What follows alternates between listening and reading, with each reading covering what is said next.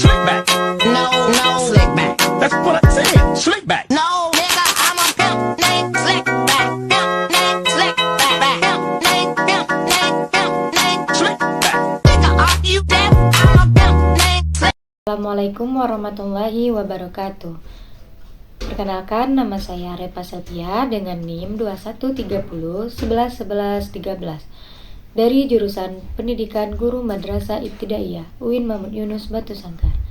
Di sini saya akan mempresentasikan yaitu tentang pembelajaran PPKN kelas 2, yang mana materi yang akan saya sampaikan yaitu pengalaman Pancasila dalam kehidupan sehari-hari. Selamat menyaksikan. Pancasila itu ada 5, yang mana kelima Pancasila ini memiliki nilai yang berbeda-beda. Nah, dari kelima Pancasila ini, kita harus menerapkannya dalam kehidupan sehari-hari kita, yaitu sila ke-1, ketuhanan yang Maha Esa, yang mana lambangnya itu adalah bintang. Nah, contoh pengalaman dari sila ke-1 dalam kehidupan sehari-hari yaitu yang pertama, taat beribadah dan berdoa. Kita harus beribadah kepada Allah SWT dan selalu berdoa, karena beribadah merupakan kewajiban bagi setiap umat Islam. Yang kedua, itu menghormati teman yang berbeda agama dengan kita.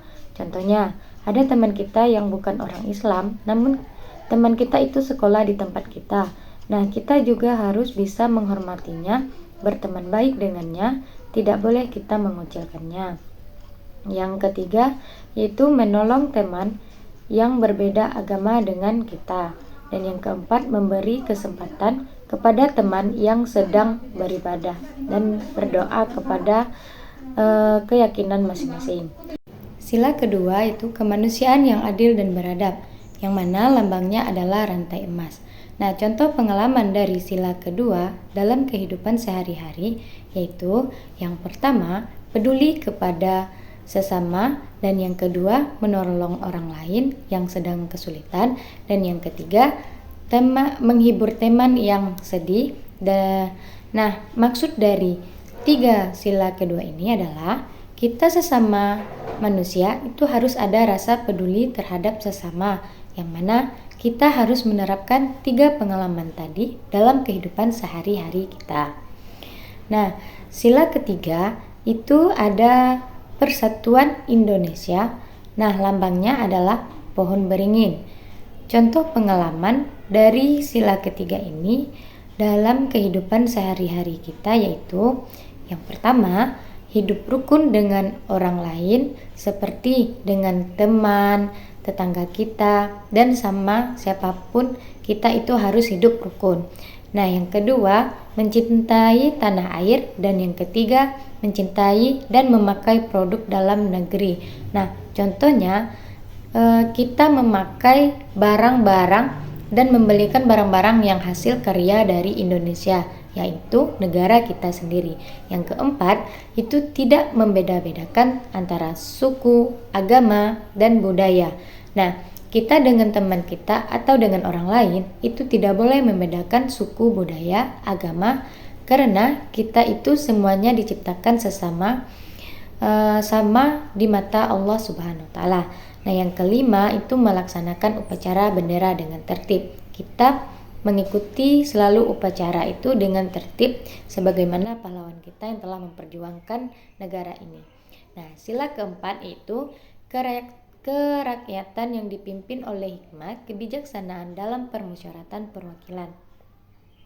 Lambangnya adalah kepala banteng. Contoh pengalaman dari sila keempat dalam kehidupan sehari-hari yaitu yang pertama, menerima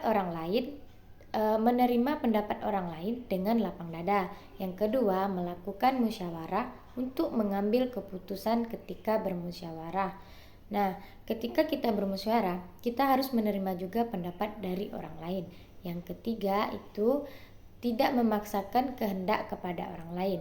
Kita tidak boleh memaksa kepada orang lain apapun itu. Sila kelima itu keadilan sosial bagi seluruh rakyat Indonesia. Lambangnya adalah padi dan kapas. Contoh pengalaman dari sila kelima dalam kehidupan sehari-hari yaitu yang pertama, selalu bersikap adil sesama. Yang kedua, bergotong royong dalam mengerjakan sesuatu. Yang ketiga, selalu menghargai orang lain. Dan yang keempat, selalu berbuat baik kepada orang lain.